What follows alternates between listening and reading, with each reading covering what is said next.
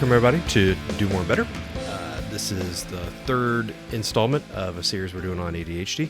Today's topic is just about starting the path to interventions for someone who is struggling with symptoms of ADHD. So whether it's inattention or impulse control or hyperactivity or anything that has to do with executive functioning skills. But we were going to take the chance to talk about interventions that probably are not the interventions that you and I would offer to people when they come in and see us. These are more interventions that have to do with probably like more secondary outlets or that you maybe have read about, or if you were to Google ADHD, you might find those. This is not necessarily what do we call it? Homeopathic? More of a holistic approach. Yeah. So a range of interventions that probably you wouldn't get from someone like Drew and I, but may or may not be helpful. Some of these are specialties that are still included in our field, but maybe not something that we focus on. But basically the idea is, if we've talked about the diagnostic part of it, we've talked about the medication part of it. This is the start of a discussion about interventions that are not necessarily our behavioral interventions, and they're not medication as well. Right. I said we're going to be as unbiased as we can. I mean, I think we're both open to whatever works. Right. Anything that works. Whatever would work for you. And even if there's no research behind it, I don't care as long as it works. I think one of the big interventions we're going to talk about today has very little research behind it, but I think both of us have had experiences where like, it freaking works. Like that actually looks pretty good. Yeah. So yeah, I'm assuming I know which one you mean, but okay. All right. Well, let's start with the stuff that we pretty sure doesn't work. Yeah. Okay. So maybe disclaimer. If you're watching this and one of the things that we bash on, you're using and it's working, keep doing it. Right. Don't if it works, it works. Why it's working, that might be debatable, but I don't care why glasses work. When I put them on, I see better. Yep. And so disclaimer out of the way. Well, I mean, if you're a parent watching this and you have a child with ADHD, I mean, who cares what, why, and how it works if something is beneficial? If you came and told me, hey, my kid with ADHD, yeah, we totally had them,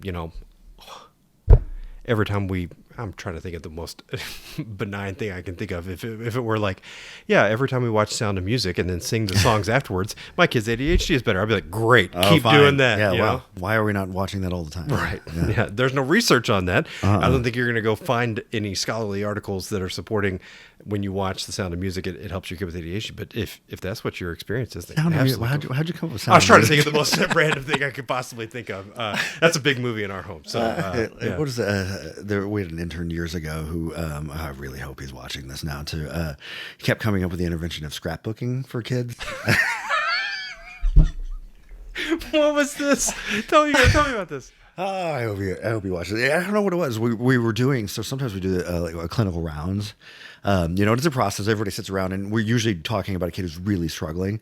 And the whole point in the clinical rounds is like, don't bash any ideas, because the minute you bash ideas, people stop talking. I could totally see a group of professionals surrounded by this intern who keeps pitching an idea of scrapbooking. I'm sorry. But I mean, like from accumulating positive experiences, behavioral activation idea, like it wasn't a theoretical, there's something behind it. But it was like 2 or 3, and it was probably twice, but it seemed like 5 times that this intern met.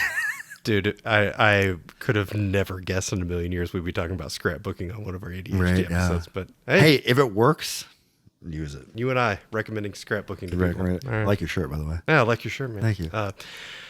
Okay, so some of the things that people will probably find or there's a big discussion in our field all the time about like snake oils and interventions that don't work.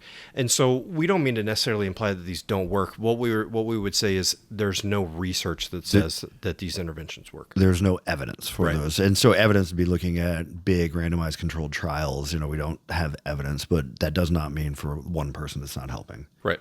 Okay, so some of those include like acupuncture, chiropractic care, basically claims where people are doing these, I think you labeled them like homeopathic, or I think I said the word holistic. Interventions that look like they're supposed to be supportive care that don't really have a whole lot to do necessarily with ADHD. So I'm glad you used the word snake oils. That's what I was about to say earlier. I just didn't know if we were going to use that. Well, we have, I would say in our social circles, we have some people who do some of this work, and we would say, I've never recommended someone go find an acupuncturist or go find a chiropractor for dealing with ADHD. That's not something I'm probably going to talk about when somebody comes to see me. But I will say, so far, what we can tell you about the literary support is that there's nothing that says that those types of supports are going to help your child or help you manage symptoms of ADHD. But there is research on chiropractic care that says people like care, that the best part of chiropractic care is that people like seeing someone continually. If you go see your doctor, I don't know when the last time you saw your doctor was, but I mean, it's pretty few and far between unless you're sick as an adult. Right. And so if you go see your chiropractor every week and you have a relationship with your chiropractor, that seems to be something that people do enjoy. Right. I mean, if you have a good relationship with some sort of practitioner, does that help with ADHD? I can't necessarily say yes or no, but we don't have any research evidence saying if you take your kid to the chiropractor that it's going to help with their symptoms of ADHD. Right. Yeah, and I don't know, that idea is reminding me of, the placebo effect too. That we don't have to get into that. We've gotten into that in previous episodes, but sometimes in weightlifting, when you buy a weightlifting supplement, it might actually be placebo. But A lot of pre-workout. A lot of like pre-workout stuff. And I'm pretty sure the evidence of pre-workout is not good. The creatine in it's not good. The amount of what they actually put in there is. The research on caffeine and vitamin B is pretty good. But there are things in there that do work. But I do think one of the things that happens to people is when they start a pre-workout, they work out harder. And then they work out more consistently. And those have benefits. And so if going to a chiropractor is making you focus more on something, improving something in your life, or doing acupuncture is making you focus on something, might be benefit to it. But is the thing that's causing the change chiropractor or acupuncture? So we don't think so. We don't know, I guess I would say. Well, yeah, we don't have anything supporting it. I guess I would say I do have. I think there's something to be said for anything you do that is dedicated to trying to go down a path of improvement for something. Yeah. It has, I hate the term self-fulfilling prophecy, but it has a certain, if you say, I'm trying to improve on my sleep, so I'm going to the chiropractor to improve on my sleep, I don't think a chiropractic care is going to help with your sleep. But the fact that you are committing money, time, and effort in order to arrange for something that is going to help with your sleep, that I kind of buy into a little bit. Yeah, what I think makes people sign up. I often talk with my clients about there's a difference between thinking you're going to run a marathon and telling people you're going to run a marathon, and then there's a third step of signing up for a marathon. And now that you start training, you start doing things, and you start making that happen, and so doing that might actually be a little closer to signing up. Oh, that social pressure is that's a real thing. Pressure to it, yeah. I will say, anecdotally, I have had stories from clients and friends and family where they got something out of chiropractic care that I was never expecting. I remember a family I was friends with where their baby had colic, and they went to a chiropractor. And that colic was cured. And I stood there dumbfounded, really? That's, a baby. Well, But I think all that falls under the umbrella of, if it works, don't knock it, and just keep doing whatever works. And I think in the research right now, there are lots of things that work that we don't necessarily understand the mechanism for why they work. If we ever do a trauma episode, EMDR would be one of those things too, that eye movement reprocessing. We're going to talk about biofeedback. I think that's totally a part of that too. Yeah. So just because we don't understand the process of it, if it works, it works. Yeah. But so I'd say generally there's no evidence for that. And we can probably move into diets at this point. So just about everything anymore in mental health has started getting some sort of associated diet, Yeah, for sure. Yeah. And so, maybe we'll mention now, we were talking off camera earlier, the main research in ADHD and behavior problems in kids is a guy named Russell Barkley. He's basically come out and said he didn't think diets have anything to do, like getting rid of dyes, getting rid of gluten, getting rid of casein doesn't seem to really have much benefit. I thought of the name, the Feingold diet.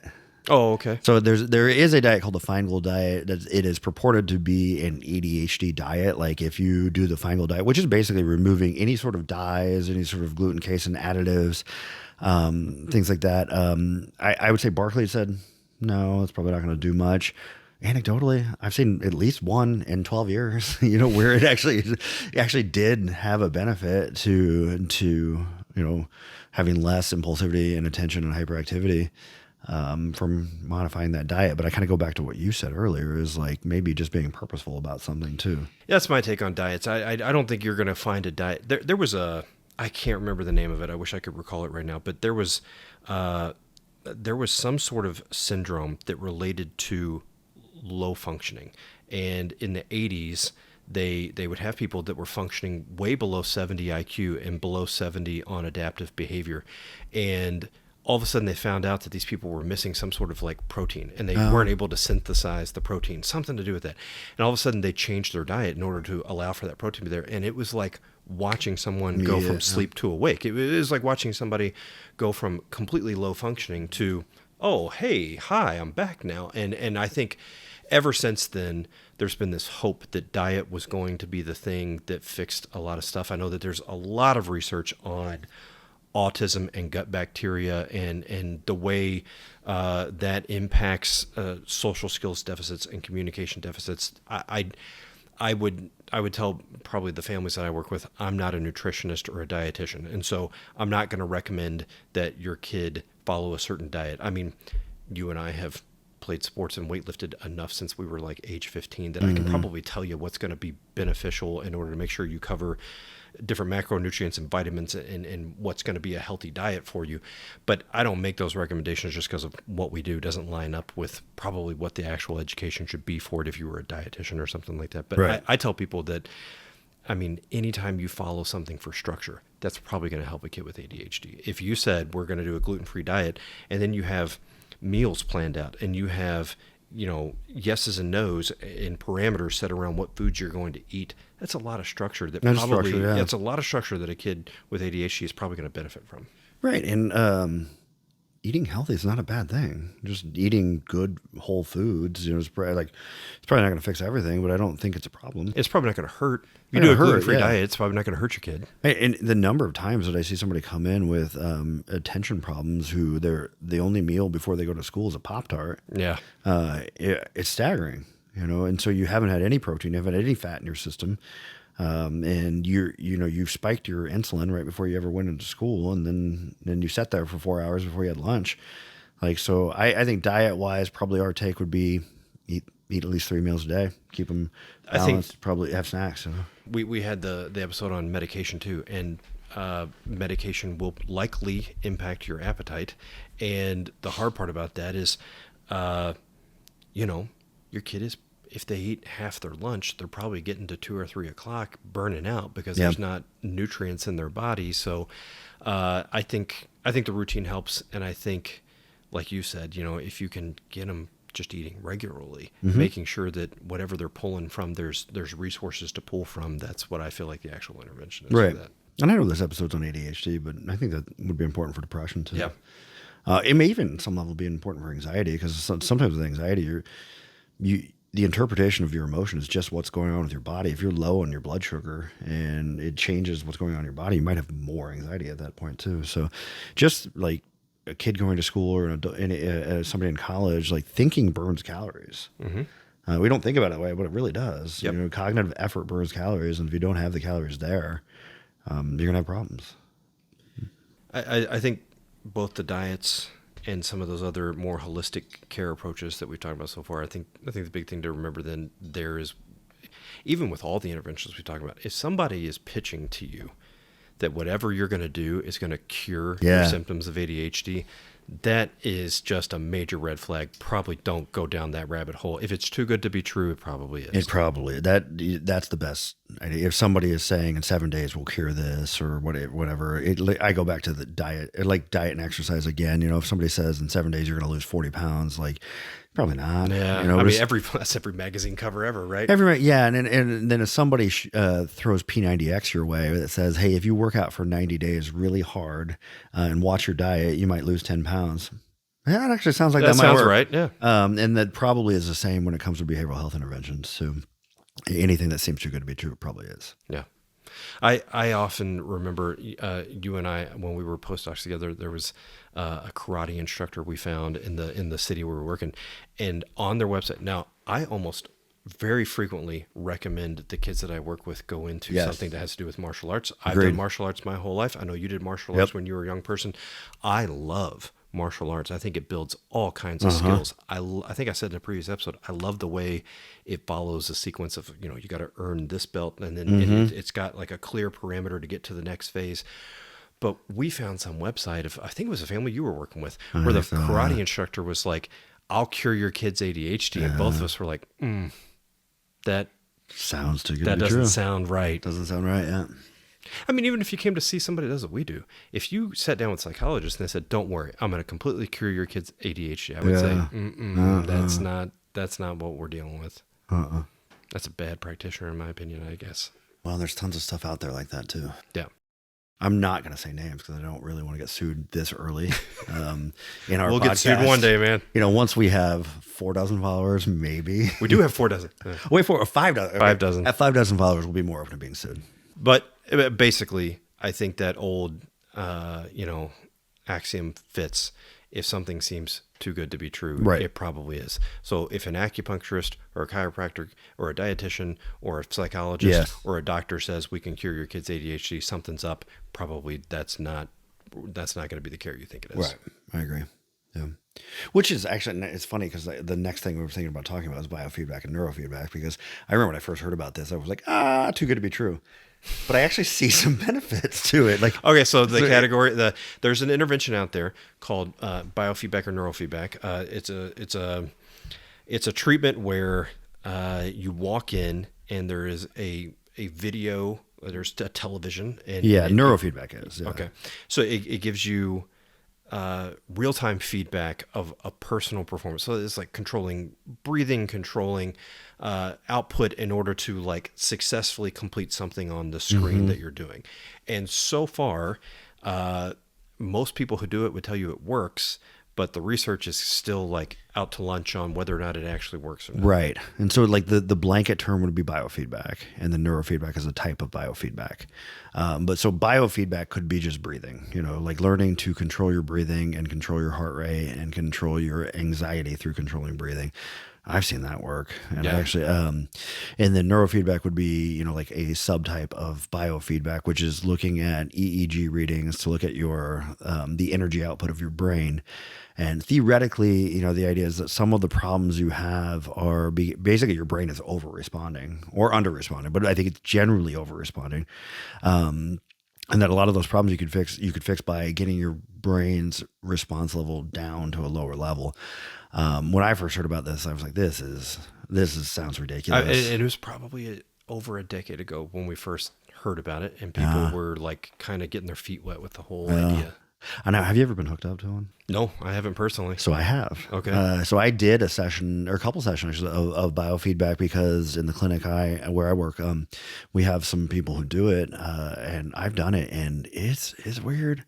But weird in maybe a good way too. And so basically what they do is, so the idea is that you have different regions of your brain that are in charge of different functions, and that you put an EEG reading depending on what's going on. So if you get with a good biofeedback person, they will know, okay, like your kid is very emotional. So we're going to go, I don't know though, because I'm not an expert in it. We're going to go here. Certain nodes, certain parts. Certain parts that are in charge of certain things. And what it's doing is taking the energy reading output from your brain, and then they hook you up, like you said, to a screen. So you're watching a video. You have a doll that you hold that also gives you a tactile simulation. So if your EEG readings get off, it will vibrate too. And so as you're watching it, you're seeing a screen, and you can watch it like a movie. You can play a video game. And what happens is the screen will get off, the color will get off. You can't see it very well if your EEG output is off. And so what happens, your brain starts becoming aware that it's watching its own output. And within like a couple of seconds, like it went from when I did it, it was like messed up screen to, okay, fine. Now I can watch it. And then they would lower, basically they lower the threshold of the energy output. And so then they lower it, and then it gets off again, and then my brain realizes it, and then it comes back on. And I had things like wow, I feel something in my stomach. What is that? And then the operator at the time would say, oh, I went too low. Sorry. Move it back up, Okay, now I feel something in my throat. I don't know what that is. Okay, sorry, I went too high, and then move it back. And so I didn't like when you're saying like you can have sensations in your you body. have sensations in your Because body. isn't most of the supportive evidence on chronic pain? Yeah. Okay. Yeah. That's actually the most supportive evidence for neurofeedback is chronic pain and migraines. Okay. So migraines is basically your brain over responding to light or stimuli, but usually light. Chronic pain is your brain is over responding to some sort of signaling in your body. Both of those have pretty good evidence for. It got pushed for ADHD though. It's get pushing for everything. It is now, really right? getting pushed for everything. And so my understanding is where it can help, and there is some evidence for this, but it's probably not the best evidence as far as what we would want clinically, but is on the emotional regulation components of ADHD. And so lots of kids with ADHD will be really emotional very quickly. And it seems to help with that. It seems to kind of help them not be so emotional. What I actually think it helps with is it kind of helps your sleep. It kind of calms your brain down, helps your sleep. Now I've also seen it lowers your blood pressure, which probably helps with your sleep too. Probably helps with anxiety. Man, I got a theory on it. I want to hear what you think about this. Hear it. I think a lot of it just has to do with face validity. I think It looks cool. For sure, yeah. Remember that scene in Back to the Future where Marty finds Doc Brown back in 1955 and he opens the door and Doc Brown is like wearing this gigantic thing. And he's trying to he's read hooking his him brain. up and he's like sticking stuff on his forehead. Yeah. Like that just looks really scientific and it doesn't work No, at all, but it has that look to it. Like Yep. when you come and see us and somebody thinks about talk therapy or play therapy and different approaches that have to do with therapeutic treatments, but you come to us and we talk. I think very often with teenagers, probably adults too, feel like, well, what good is it going to do for me to just talk about this? Yeah. But you walk in the door and somebody's going like, Yes. node on your head and I'm, here's the screen and we're going to, and you have this like pretty programmed activity that you're going to do. I think a lot of it, I don't know this for sure, but I think a lot of it is just that like, it feels like you're doing something when you walk in the door. Sure. It really feels like you're doing something pretty freaking psychological when somebody's got like, you've got, big things attached to your head and the other person is leading you through, like a skilled program. I just feel like a lot of it comes down to, I think a lot of people just appreciate the fact that like, it just feels so legitimate. It feels good. It looks good. And I think you can increase placebo effect with face validity for sure. Right. I think we never talked about this when we were talking about placebos with SSRIs, but that idea of like active placebo where just being hooked up to the computer makes you feel like that you're going to get something out of it. Right. And so like, just to explain that a little bit, active placebo is sometimes when they do a clinical trial, they'll compare a medication to a medication that actually does something. So usually it's compared to a sugar pill, and generally the medication is going to be better than a sugar pill. But if you compare it to an active placebo, something that will actually have a psychoactive component to it, but is not designed to do what it's doing. Right. Those trials don't look as great, so like there is some probably high face validity to this, and possibly placebo effect to it, but again, it's the one I think of what we're talking about today when it comes to diet and when it comes to acupuncture and chiropractic, what we've gotten to so far that I feel like, okay, that probably, it might do something, and maybe we still need to kind of flesh out what it's doing, but particularly for migraines and migraines and chronic pain, I love it. I've heard practitioners of our skill level that have told me about the chronic pain component for themselves and even said like, this has been life-changing for me. Yes, so, I think it's really important. My other theory on neurofeedback and biofeedback is just that the reason there isn't a whole lot of supportive research out there is because the people who do it are making money hand over fist and they're not going to take the time to stop and do research. Why stop? So right now, if you go see us for therapy, your insurance gets billed and most people have mental health coverage as part of their insurance. But if you go do biofeedback or neurofeedback, you're going to be paying out of pocket. And the people who are doing that are one of the few people in our field that are making quite a bit of money. So yeah, research doesn't necessarily pay a whole lot. And so why stop doing good care that's making you a ton of money in order to stop and figure out why it works? They just think it works. And so who cares? Right. Doesn't matter. Okay. So yeah, we've covered diets, acupuncture, a bunch of holistic care. We talked about neurofeedback, which I think both would say is pretty promising. Yeah.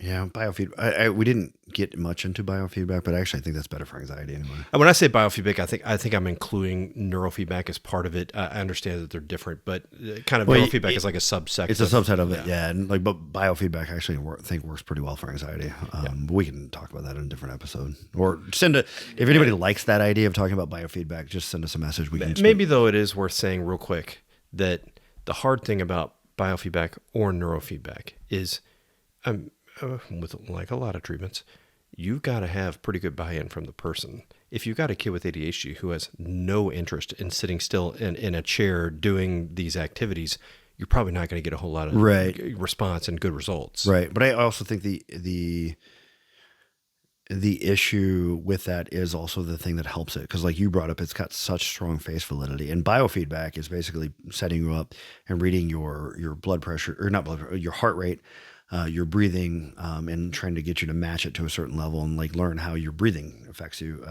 your emotional level, and actually works really well. But like what it does is it increases motivation, and like if I get a kid who gets angry or an adult who has anxiety to practice breathing exercises, most of the time they're going to do much better. The issue is getting them to practice it. And what biofeedback does is usually I have a computer program. I usually use a thing called M-Wave.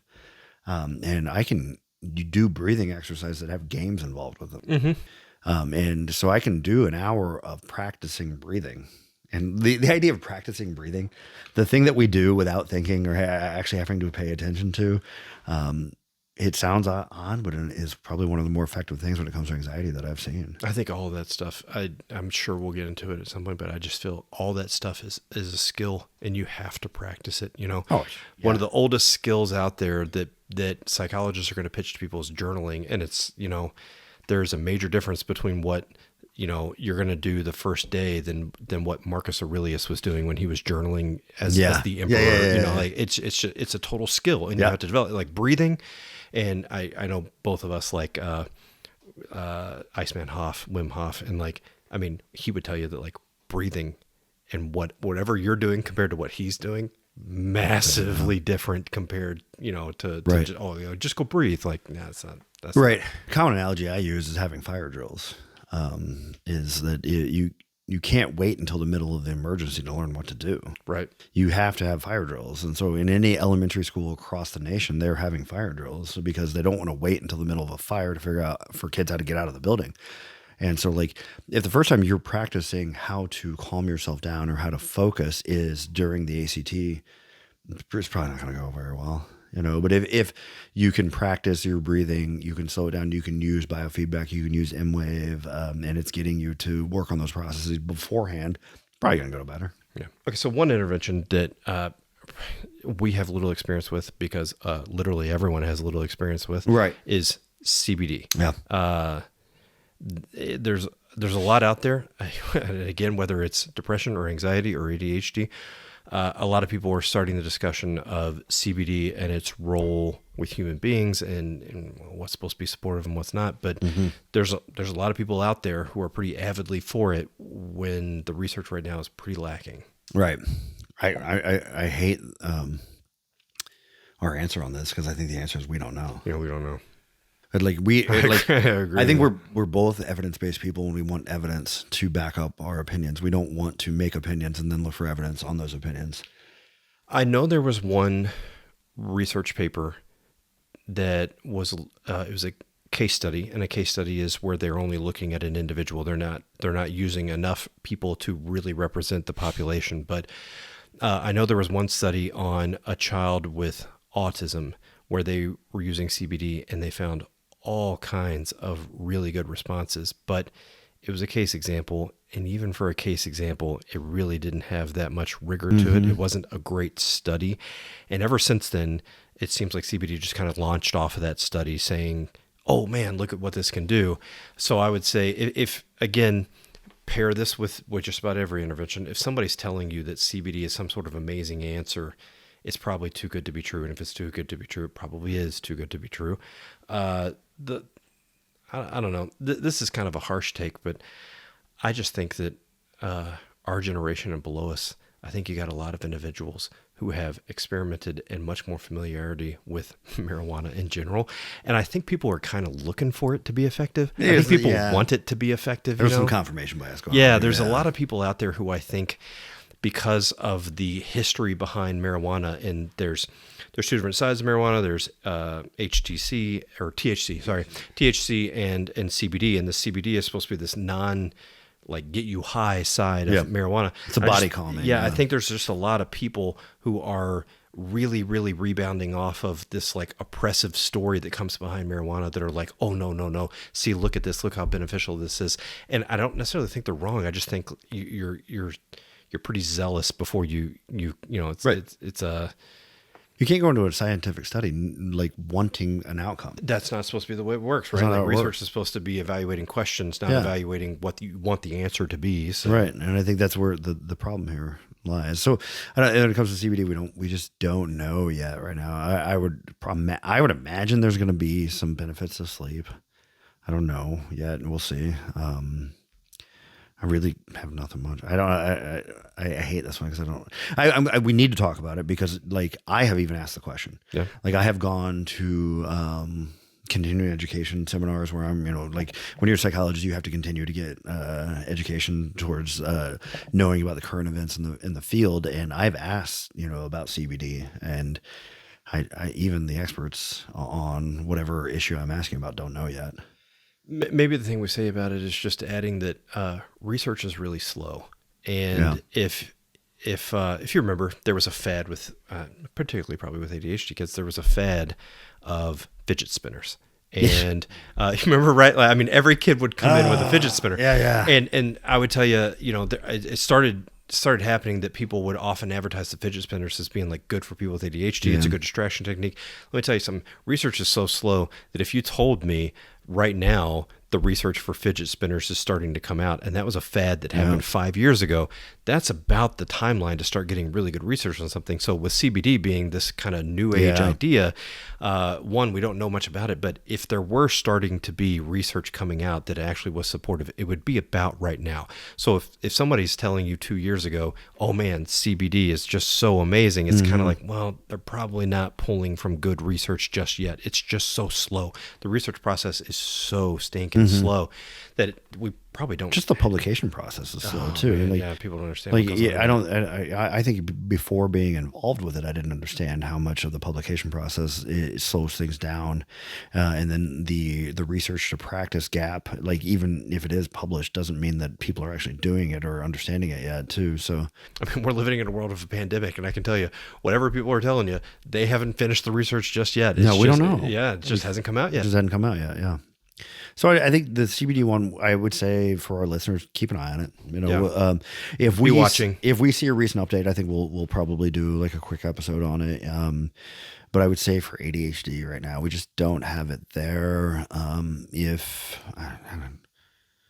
was tempted to say if for some reason you notice an improvement in your child because of it, but I don't even know. I struggle. I think a lot of it lines up to make a lot of sense though. Like it seems plausible. Like this side of this drug that has been suppressed that is supposed to be a calming would actually, we joked about it with the medication episode on ADHD. We talked about how what was the first person thinking when they had a hyperactive kid and they thought they were going to give them a stimulant. It was like, what in the world? What was the thought process behind that? But CBD, at least on paper, makes a lot of sense that if you were to have a calming effect on a kid, that they would have less symptoms of ADHD. That actually seems plausible. It's just not research based yet. It's not yet. And I would also say we've brought up the idea of comorbidity too in past episodes. Comorbidity between ADHD and sleep problems it's pretty strong. Really high. Really bad. And so if for some reason CBD helped a kid who had ADHD sleep, I would imagine you're going to see a benefit. And I also, if I'm just guessing, I imagine it helps with sleep. I mean, I know this is a little bit hyperbolic for me to say, but I can't recall a family that came in and told me that their kid with ADHD slept well. Even if they got 8, 9, 10, 11, hours of sleep, it just almost always seems restless anyway. So I can't recall the last time I used the word hyperbolic either. To be fair. To be fair. Okay, so there is a holistic approach that I think both of us would say we really, really want to back, and we really want to understand, or we want people to understand. Let's try not to be biased here. Yeah, we really want our listeners to understand that like this is something that is research backed, that is not necessarily directly part of what we do, but I don't even begin discussing behavioral interventions with families until this is, I consider this, I always reference like bottom level of the pyramid, like eating, sleeping, and physical activity is part of the bottom level of the pyramid. Until you have that base, you really shouldn't build up from it. And so behavioral interventions and stuff that you might get from your psychologist that you're getting help from, the intervention we're getting ready to talk about is one of those, and that is physical activity. Yeah. God, we're so biased towards physical activity. We're real biased, yeah. But if you're going to have a bias, your bias should at least be something that works. Have a bias with something with tons of research support to it. Yeah, and I don't even know what to say other than just like get your kids more active, and they're going to have a better time, an easier time focusing and staying attentive, or yourself get more active too. A lot of times when I talk with my adult clients about, so there's this thing that happens whenever you get stressed out, you start removing things from your plate. So it's like if you're going to Thanksgiving, you have too much stuff on your plate, so you remove something, right? But what happens is you refill it, and you refill it with something more stressful and something hard. So if you're studying or you're stressed out with your work, and so you take something off and remove it. But usually the things you took off were not bad things. They were things that actually helped you a lot. And the first things that you take off are exercise. And that was the thing that rejuvenated you and re-energized you and helped you focus and helped you pay attention and helped you be less impulsive and helped you make better decisions. And so the first thing I work with a lot of my adult clients on is let's add those things again. Mm-hmm. You're not going to run out of time. If you find that you exercise 30 minutes a day, you get your heart rate up, you have that endorphin rush that you get after the fact. Then when you go and study, or then when you go to work, you're more productive. You're more attentive. You're less hyperactive. When I can get clients to do it, they see huge improvements from it. Did you specifically right there mention 30 minutes a day? Did you just say that? Yeah. Yeah.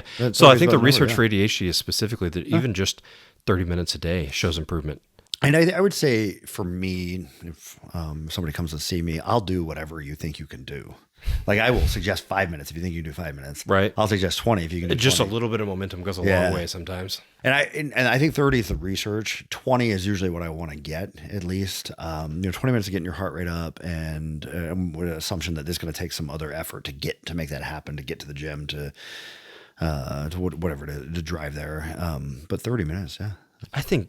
I personally even think that 30 minutes is like a misnomer. I think that telling someone 30 minutes a day, I think my big issue with talking about physical activity, especially for kids with ADHD, but any individual with ADHD, is just that, the idea behind human potential and physical activity is so huge, and people underestimate it all the time. Yeah. We referenced in the diagnostics that 500 years ago, mm-hmm. if you were busy plowing the field, like the kid with ADHD was your number one draft pick. Oh, I loved him. Yeah. Right. Oh man, it really been beneficial. Yeah. I just look at it and think we're all so underactive. Yeah. 30 minutes a day is a joke.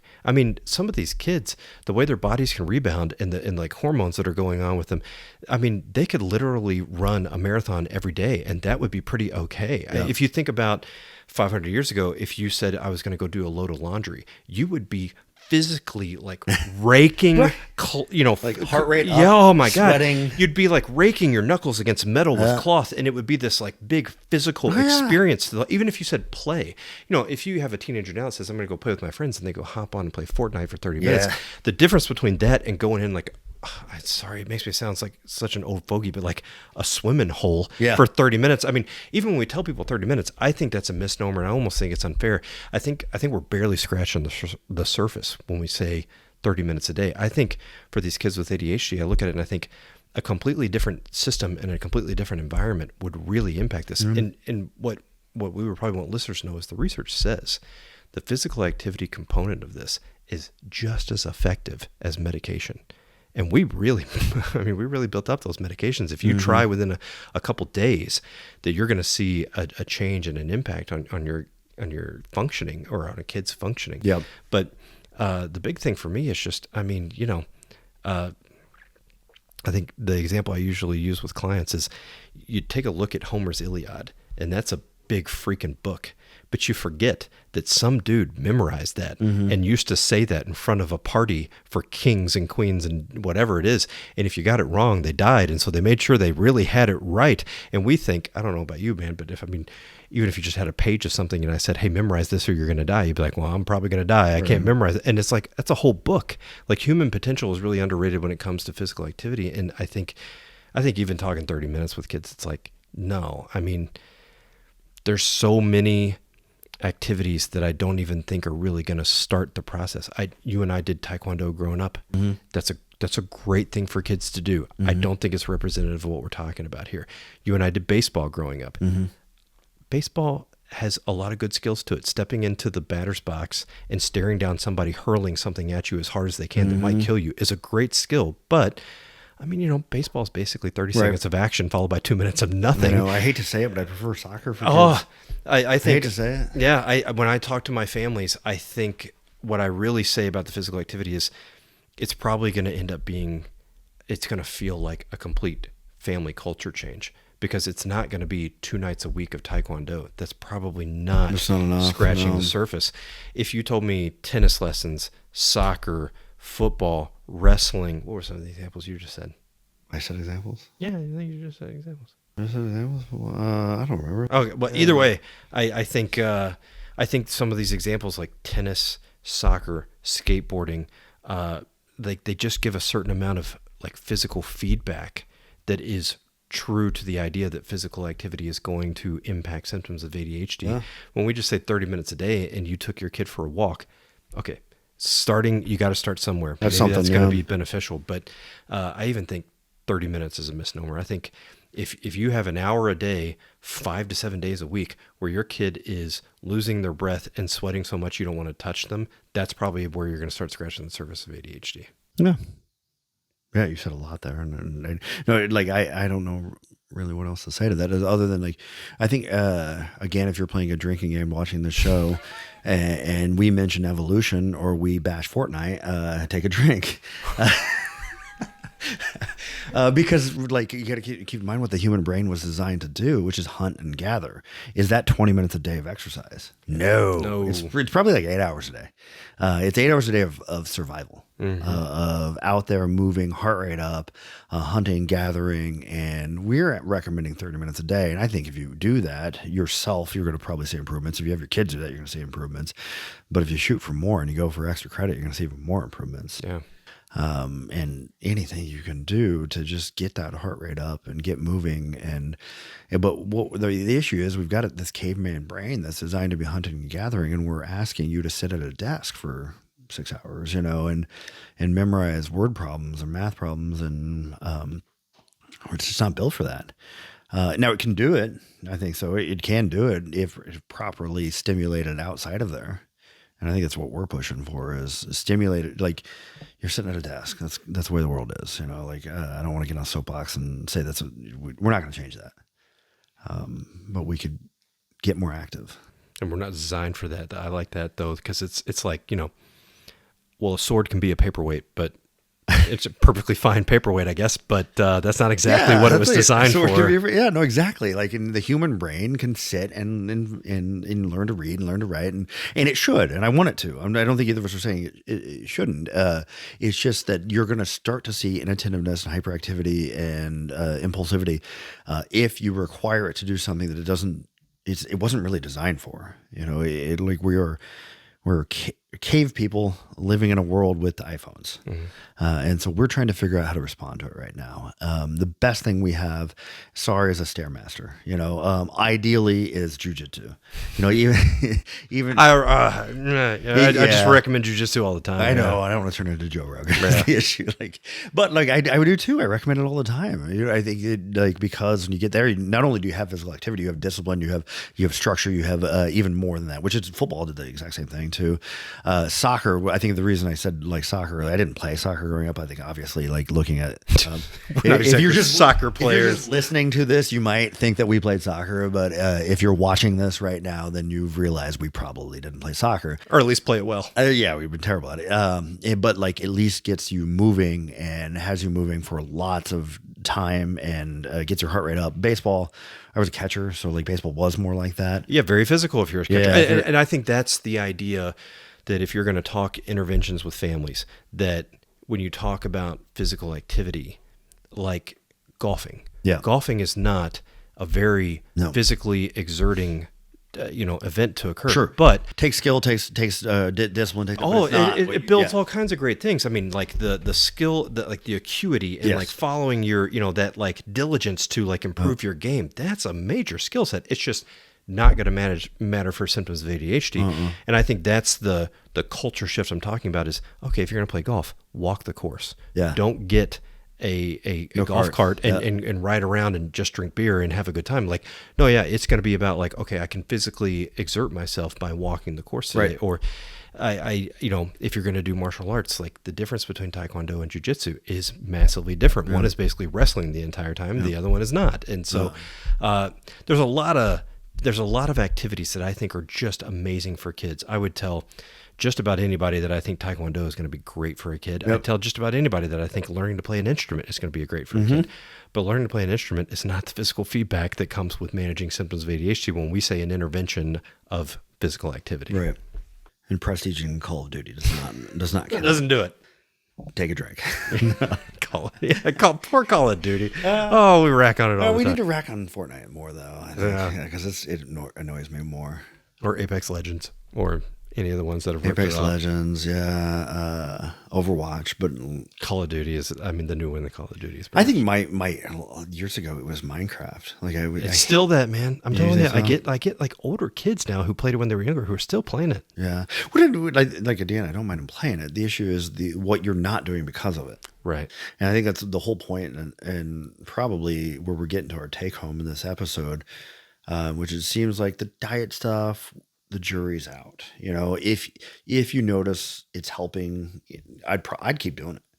Yeah. If I were the parent, like I'd look for anything, and I think that's how they get you too. That's how you get you to try things. But if it's not working and you're not seeing a measurable change, it's probably just wasting your money and time. I think we probably just get to eating a good balanced diet and physical activity. I think my take home for families would be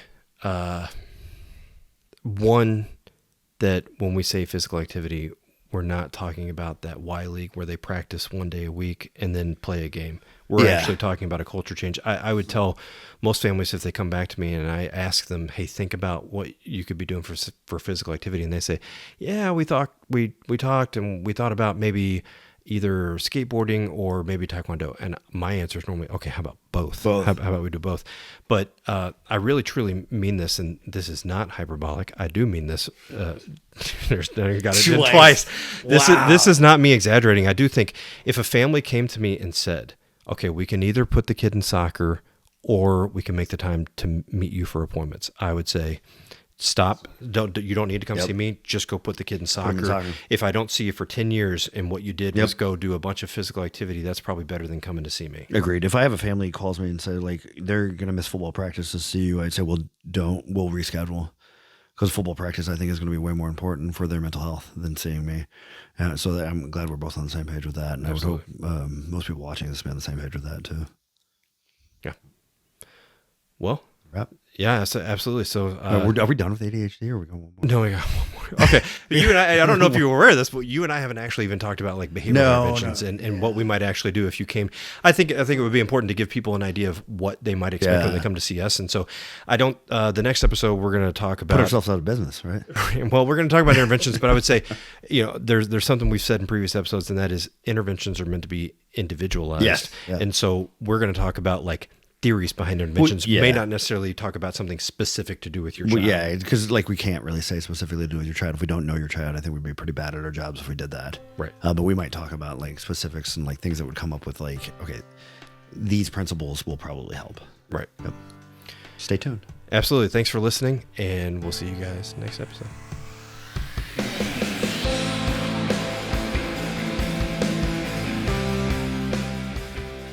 Don't forget to click like and subscribe. You can follow us on our Instagram at DMB Psychology for updates and to submit any comments or questions.